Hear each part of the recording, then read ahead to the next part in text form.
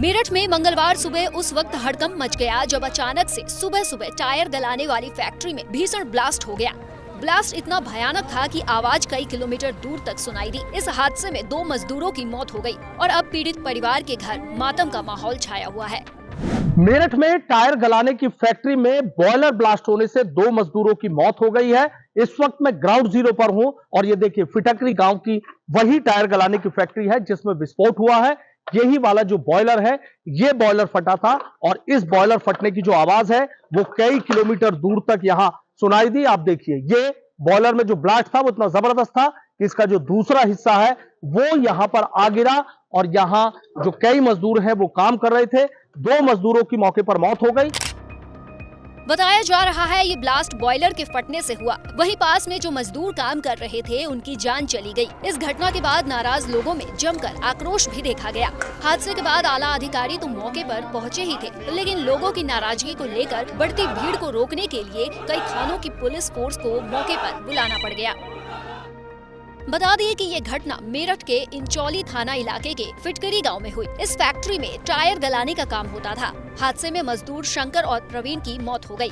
दोनों किशोरीपुर गांव के रहने वाले थे। अब दोनों के परिवार वालों का रो रो कर बुरा हाल है। हादसे को लेकर मृतक मजदूर के साथियों ने पीड़ित परिवार के लिए फैक्ट्री मालिक से 50 लाख के मुआवजे की मांग की है। 2018 में शिकायत करी थी, इस पे धरना प्रदर्शन भी किया था। तो यहाँ पर कुछ दिन के लिए बंद रही, फिर चालू हो गई है। तो इसके लिए काफी दूर से गांव वालों ने शिकायत करी। तो गांव में बहुत ज्यादा बीमारी फैल रही है, कैंसर हो रहा है, टीबी हो रही है। इसके लिए बहुत ज्यादा हमने अधिकारियों से भी कंप्लेन करी, कोई शिकायत का आज तक कुछ समाधान नहीं निकला। वहीं स्थानीय लोगों का कहना है कि ये फैक्ट्री अवैध रूप से यहाँ पर चलाई जा रही थी। कई बार इसकी शिकायत भी की गई थी, लेकिन मामले में प्रशासन द्वारा कोई कार्रवाई नहीं की गई।